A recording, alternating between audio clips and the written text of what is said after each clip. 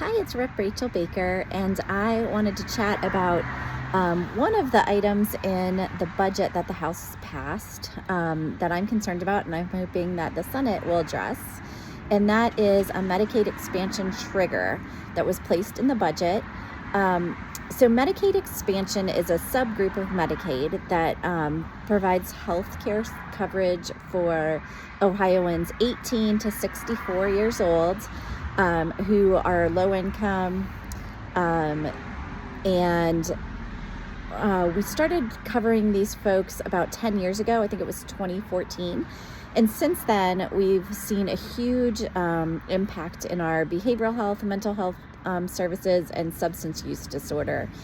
So folks are able to get to pay for treatment, to get covered for preventive care, so they're not waiting to get care in more expensive emergency departments. So it's been a great program. The other thing about it is that it is 90% paid by the federal government and 10% paid by state dollars. So it's a great return on investment for us because all 100% of the revenue comes into our healthcare system, our behavioral health system, our hospitals. So it's a great program.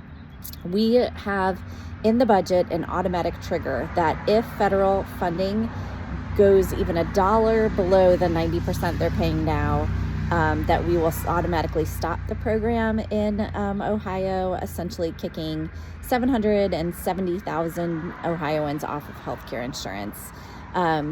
So this is not, to me, a fiscally smart idea.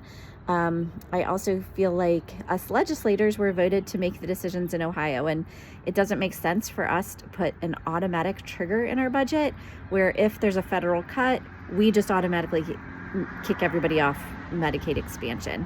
I think that the smart and thoughtful approach is to put a permissive trigger in that says, if there's a federal cut, we will reconvene and assess what programs are covered by Medicaid expansion, how much the cut is, and whether Ohio should continue the program or not when we have data. So my push is that we should take responsibility to make this decision for Ohio. We were elected to make decisions for the state and not to push this off to the feds and then tie our own hands if and when there are cuts at a federal level. So the budget goes over to the Senate, and we'll see what happens over there.